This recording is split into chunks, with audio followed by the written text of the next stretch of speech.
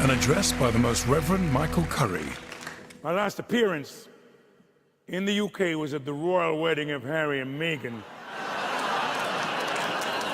when I gave a very short sermon. And it was great and joyous to see so many black people being brought in front of the most esteemed members of the British aristocracy. We've come a long way. Last time anything happened like that, it was an auction. Now, some of you may have noticed that there is a bald guy sitting behind me. This is the same bald guy who was behind me at the royal wedding. Afterwards, people asked me who he was. What was he doing? Was he watching Love Island on his iPad? And as I thought about these questions, I realized the Lord is our metaphorical bald guy. You don't need to turn around and check if he's there, because if you have faith that he is there, then he will be there. He is mysterious, but reassuring. He's like those raggedy comfort blankets that kids chew on for years, except he's not a raggedy piece of cloth. He's a middle-aged, bald-ass man. And he seems to be everywhere I go. If he had on a uniform, it'd be just like shopping in Alabama. And that leads me to another story.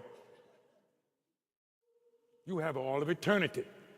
Now, there are infinite examples of eternity, and I'm going to go through them all. Firstly, eternity is like a fire that cannot be quenched. Secondly, it is a love that cannot be unloved.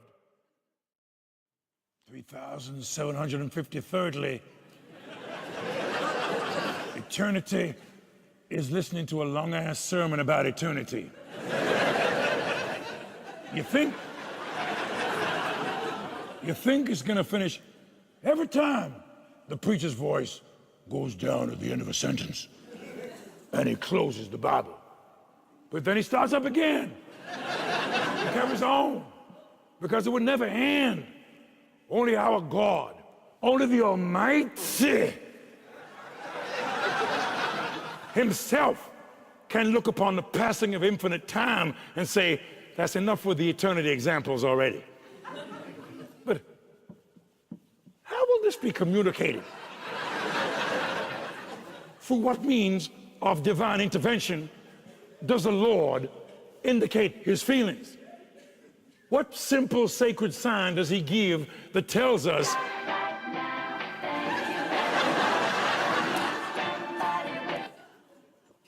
hello? Right now? I mean, some of them are still awake. But I was building up to the big finish. Okay, yeah, sure, whatever. By the way, I'd switched off the phone. How did you? Oh, of course. All right. Okay, now before I go, I just want to say one or two more pertinent things.